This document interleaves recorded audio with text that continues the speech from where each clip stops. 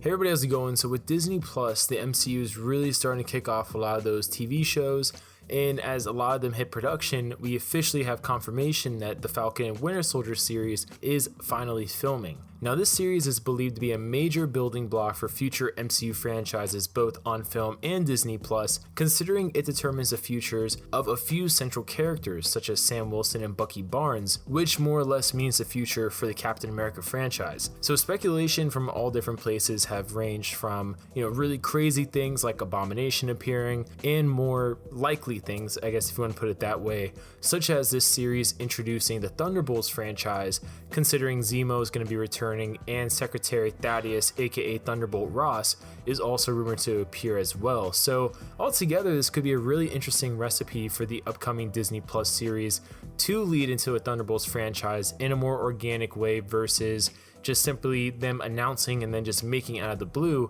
a Thunderbolts movie. So this actually goes in a few different ways. The first way I really see it is the return of Zemo. The second way is the government involvement that we know is in this series and also comes from the previous Captain America franchise, presumably would lead into Thunderbolts, and of course the future of Sam Wilson and Bucky Barnes as of me recording this. So with the return of Zemo originally appearing in 2016's Captain America Civil War, the motivation for Zemo really begins with Avengers Age of Ultron, since as a citizen of Sokovia, he was very affected by the Battle of Sokovia, which had Ultron basically destroying the whole thing and making it a meteor to cleanse the earth, so to speak. And unfortunately, his family died during that, which caused him to blame Tony Stark and the Avengers for it. Thus, he swore revenge and set a lot of the actions of Civil War into motion, which he could do because his background was that of a colonel in the Sokovian Armed Forces, specifically as a commander of their Echo Scorpion unit, which was an elite paramilitary death squad.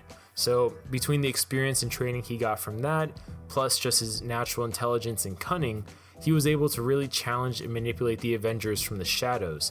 And to this day, as of me recording this, he still remains one of the few villains to successfully defeat the Avengers, as they were broken up in canon for the MCU between 2016 until 2023, which was the events of Avengers Endgame.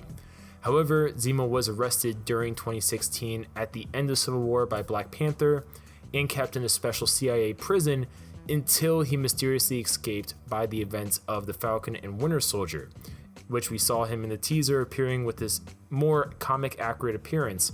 And there are also rumors that John Walker, aka US Agent, who is confirmed to appear in this series, will be corrupted by Zemo, but so far that's just unproven speculation.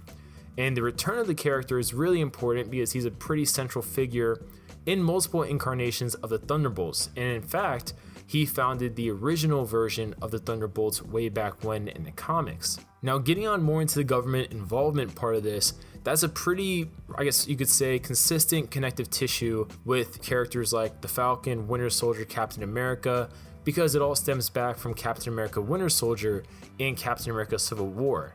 And in those series, we saw S.H.I.E.L.D., the World Security Council, United States government, a few other roles and figures appearing pretty prominently throughout the plot and just general setting. I mean, for the most part, Winter Soldier took place in DC, which is just basically all surrounded by government. And in Civil War, now Secretary Thaddeus Thunderbolt Ross, formerly General Ross, he's rumored to appear in the Disney Plus series. It's rumored that he's supporting John Walker to be the new Captain America instead of Sam Wilson, which a lot of people may have the reasons to believe this. I think for the purposes of in canon, they're going to say this is because Sam Wilson didn't sign the Sokovian Accords, which obviously puts him at odds with the government. The US government could use this opportunity to introduce a government-sponsored team as an attempt to replace the now defunct Avengers. And this could also be really interesting since it'll allow the Falcon and Winter Soldier to operate as a backdoor pilot for a Thunderbolts film. However, that film will need, and that team will need, a leader or at least a leading character that's pretty familiar with audiences. And that's where we really get to the future of Sam Wilson and Bucky Barnes here, because Sebastian Stan, who plays the Winter Soldier, was long believed to be the next Captain America for the MCU once Chris Evans, retired and gave up the shield. And this fan belief was pretty strong and augmented even further when Sebastian Stan signed an extension a few years back, which at the time was the longest MCU deal outside of Samuel L. Jackson's. So with this belief, people thought the only reason they would do that if he's going to become basically the new Captain America. And then they did stuff like signing Anthony Mackie to a new deal. And they did the stuff where he became the White Wolf for a post-credit scene in Black Panther, basically. And then in the comics, Sam Wilson became the new Captain America, which was pretty popular for a while. With the series The Falcon and the Winter Soldier, it has a good opportunity to spin off into two different franchises. The first franchise presumably would be a new Captain America franchise, whether it's a trilogy or just, one installment at the time, featuring Sam Wilson going against currently unknown threats. And the second franchise would be Thunderbolts, which, based off of recent comics and even previous comics, presumably would be led by the Winter Soldier. So all in all, this would be a really interesting move for both characters, as we could see them managing a team, I guess more so the Winter Soldier in this case, managing a team filled with Zemo,